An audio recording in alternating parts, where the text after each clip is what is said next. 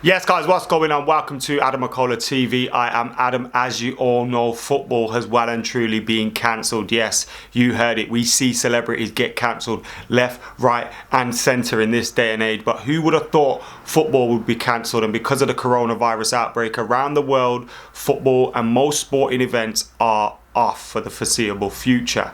Now, we know some things in life are more important than football, but football and sport is a great escape from life that we are really going to miss. We're truly going to miss it. And with football being cancelled here on AdamMcKola TV, we are going to take the time out to discover the things we're going to miss. This is 100 things we'll miss about football. The escape from reality, the smell outside the stadium, that mixture of hot dogs, onions, burgers, beers, all sorts wafting in the air. It's a great, glorious, awful, horrible, amazing smell. The pre-match pint, it gets no better after travelling to the ground, sifting through the traffic, fighting through the queues at the bar, finally getting a hold of that pre-match pint. There is nothing better, is there? The sing-song, travelling to the game with your friends, family, brothers, sisters, mom, dad, whoever, just travelling to the game on your coach, in your car, in your train, whatever, however you get to the ground. It's always a little bit of a buzz, and at the time, you don't appreciate it. But days like this, when there's no football, you miss it. You truly do. Walk past my brother nowadays, don't even speak to him. There's no football on. What have I got to speak to him about? The friends and the randomers that you sit next to, some of them you don't even know their name, but you've spent so many highs and lows together that you feel like they're a part of your family. Yeah, those guys. The match day programs, the half and halves, the fanzine sellers, the ticket touts trying to buy and sell. The onions, the smell of the onions from the hot dog and the burger vans. Fellaini wigs. The fury at the starting 11. You know, an hour before kickoff, it comes through. You've just had your second or third or fourth or fifth pint and a Jaeger, and you're looking at the team thinking, oh, not him again. You're usually wrong. The pre-match nerves, the pre-match optimism. There's always that one kid predicting 7-0 to the underdogs. What's going on there? The queues at the turnstiles, that feeling as you walk up the steps and you see the pitch. Every time feels like the first time, doesn't it? Every time. The 3 p.m. kickoffs, the 72 team hackers. One day. The missed time tackles. The I got the ball ref dudes. You never got the ball, bruv. What are you talking about? The frustrated fullback with his team 3-0 down, absolutely launching the fancy fullback into the stands. Oh, it's glorious. The oh,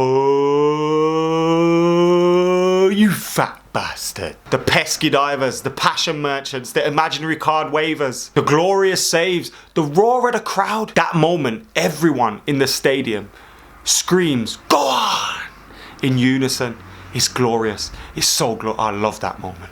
The bloke that always farts in the Stretford end. There's probably one near you, whatever stadium you sit at regularly. There's always one near me. Usually just after half time, after he's had his pie. Yeah, launches them out. Absolutely stinks. The horrible yet hilarious gaffes by the goalkeeper. The sound of the ball hitting the back of the net. Oh, if you could bottle that. Followed by the crowd erupting as one. That I never did nothing, ref. Yes, you did. Yes, you fucking did. Everyone in the stadium saw it. Apart from you, you did do something. Olaying every pass. Ole! Ole!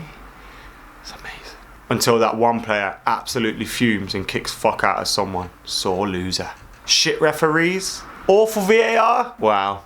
Actually, the glorious goals. The sneaking the beer into the stands because, you know, I can't be trusted with watching the game and having a beer at the same damn time these days. Did he really miss that?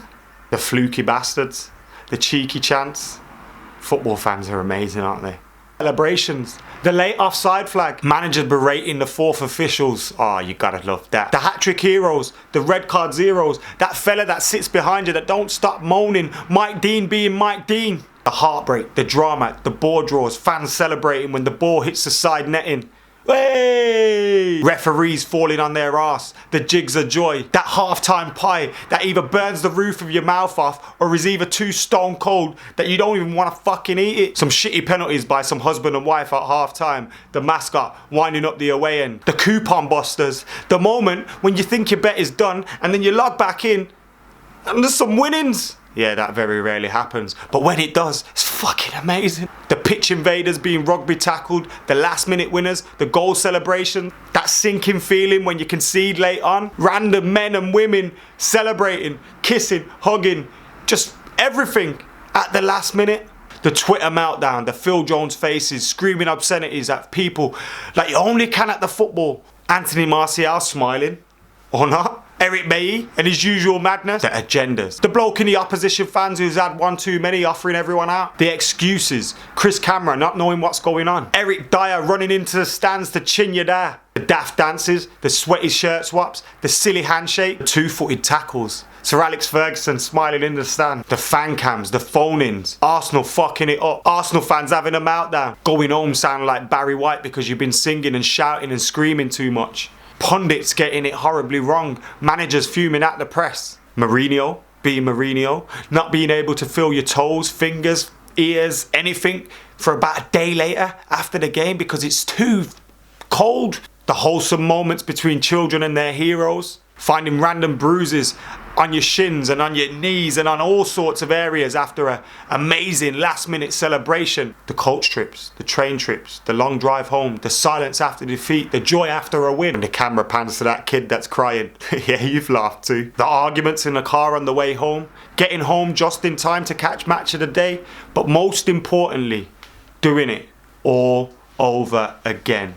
That has been 100 things that we're gonna miss about football without it being here for God knows how long. Guys, what are you gonna miss most about there being no football? Get your comments in the comments below. Make sure you're liking, commenting, sharing, subscribing, keeping it locked to AdamMcKola TV. There's so much more to come your way. But for now, I have been AdamMcKola.